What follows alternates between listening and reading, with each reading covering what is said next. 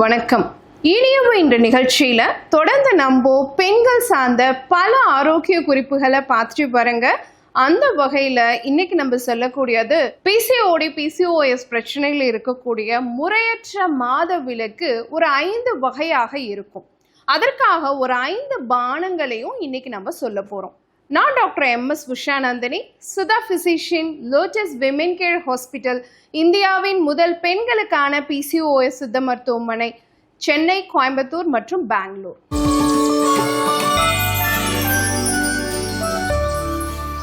PCOS food and lifestyle மேனேஜ்மெண்ட்ல இன்னைக்கு நம்ம சொல்லக்கூடிய ஒரு முக்கியமான குறிப்பு என்ன அப்படின்னு சொல்லி பார்த்தீங்கன்னா, இந்த பிசிஓடி பிசிஓஎஸ் பிரச்சனையில் நிறைய பேருக்கு இந்த கால்சியம் குறைபாடுங்கிறது கண்டிப்பாக இருக்கு. ஏன்னு கேட்டிங்கன்னா, நிறைய முடி கொட்டுது, மூட்டு வலி அதிகமாக வருது, பேக் பெயின் ரொம்ப அதிகமாக இருக்கு, காலையில் எந்திரிச்சோடனே பார்த்தீங்க அப்படின்னு சொன்னால் கால் ஊனி நடக்கிறதுக்கு கஷ்டமாக இருக்குது. இந்த மாதிரி நிறைய பிரச்சனைகளை பெண் பிள்ளைகள் ஃபேஸ் பண்ணுறாங்க. இதுக்கு முக்கியமான காரணம் கால்சியம் சத்து குறைபாடு தான். ஏன்னா கால்சியம் சத்து சீராக இருந்தால் தான் உங்களுக்கு ஒரு செல்லுலேருந்து இன்னொரு செல்லுக்கு கண்டக்ஷனே நடக்கும். இப்போ ஒரு செல்லேருந்து இன்னொரு செல்லுக்கு தொடர்பு ஏற்படணும்னாலே நமக்கு கால்சியம் சத்து சீராக இருக்கணும். அதுக்கு நம்ம என்ன பண்ணணும் அப்படின்னு பார்த்தீங்கன்னா, அடிக்கடி உங்களுடைய உணவில் கேழ்வரகு அப்படின்னு சொல்லக்கூடிய ராகியை இன்க்ளூட் பண்ணிக்கணும். அது நீங்கள் தோசையாக எடுத்துக்கலாம், அல்லது புட்டாக எடுத்துக்கலாம், இல்லைன்னா அடை மாதிரி கருப்பட்டி சேர்த்து சாப்பிட்லாம், இல்லைன்னா களி மாதிரி சாப்பிட்லாம். சாப்பிடும் பொழுது அது உங்களுக்கு பார்த்தீங்க அப்படின்னு சொன்னால் இன்ஃப்ளமேட்ரி சைட்டோகைன்ஸ் அப்படின்னு சொல்லக்கூடிய CRP மாதிரியான விஷயங்கள், இன்ஃப்ளமேட்ரி மார்க்கர்ஸ்னு சொல்லக்கூடிய இன்டர்லியூக்கின் 6 இந்த மாதிரியான விஷயங்கள் எல்லாம் குறைச்சி உங்களுடைய ஜாயிண்ட் பெயின்ஸையும் இன்ஃப்ளமேஷனையும் குறைக்கிறதுக்கு அது ரொம்ப சப்போர்ட்டிவாக இருக்கும். அதே சமயம் பீரியட்ஸ் ரெகுலரைசேஷனுக்கும் அது சப்போர்ட்டிவாக இருக்கும். ஸோ PCOS பிரச்சனையில் இருக்கக்கூடிய முறையற்ற மாத விலக்கு அப்படிங்கிறதா இன்னைக்கு நம்ம பேச போகிறோம்.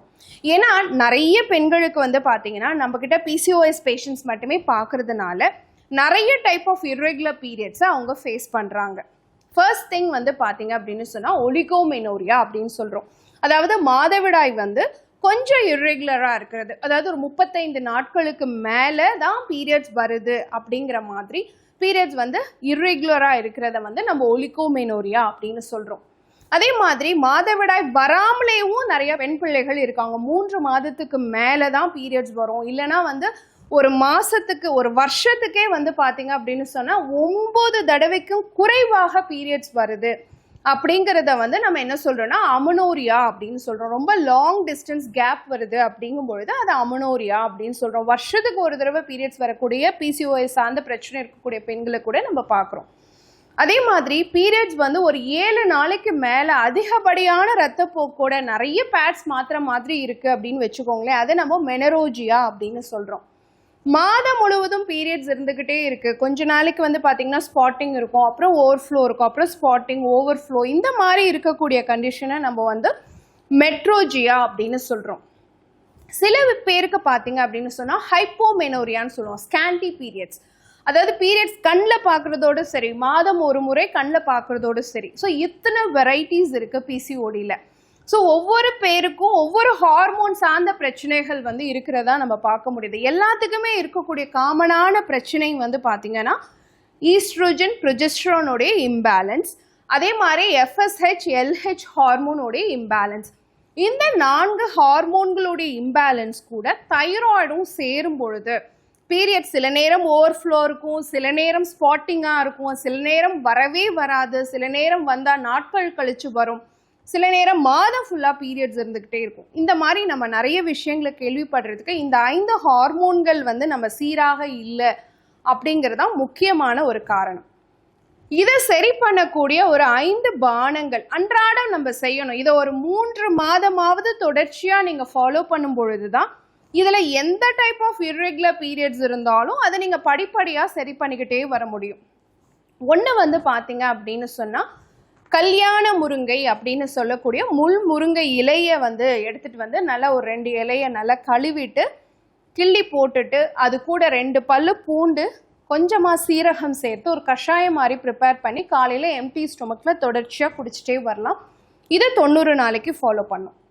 அடுத்து பார்த்தீங்க அப்படின்னு சொன்னால் வெண்பூசணி அப்படின்னு சொல்லக்கூடிய சாம்பல் பூசணி, அதை தோல் சீவிட்டு மிக்சியில் நல்லா அரைச்சி அது கூட சால்ட் அண்ட் பெப்பர் போட்டு ஒரு ஜூஸ் மாதிரி கொஞ்சமாக லெமன் வேணால் புழிஞ்சிக்கலாம். புழிஞ்சிட்டு அது ஜூஸ் மாதிரி டெய்லி எடுத்துகிட்டே வரலாம். சளி பிடிக்கும் அப்படிங்கிறவங்க 11 மணி போல் எடுத்துக்கிட்டே வரலாம்.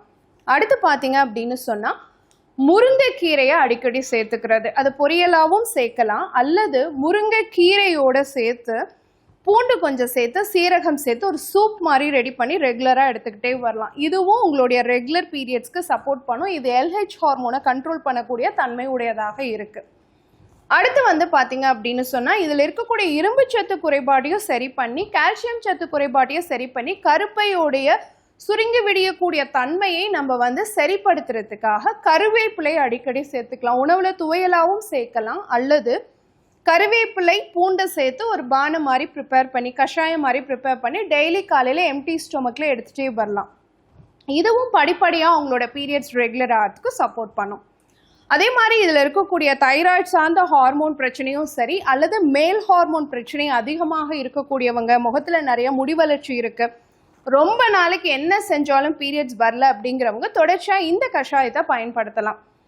புதினா கொஞ்சம் ஒரு 2 கைப்பிடி எடுத்துக்கிட்டு சின்ன துண்டு இஞ்சி சேர்த்து கொஞ்சமாக மஞ்சள் கொஞ்சமாக மிளகுத்தூள் சேர்த்து அதை வந்து தண்ணி போட்டு நல்லா கொதிக்க வச்சு கருப்பட்டி போட்டு ஒரு பானம் மாதிரி டெய்லி மார்னிங் எம்டி ஸ்டொமக் அல்லது இரவு தூங்க போகிறதுக்கு முன்னாடி குடிச்சிட்டே வரலாம்.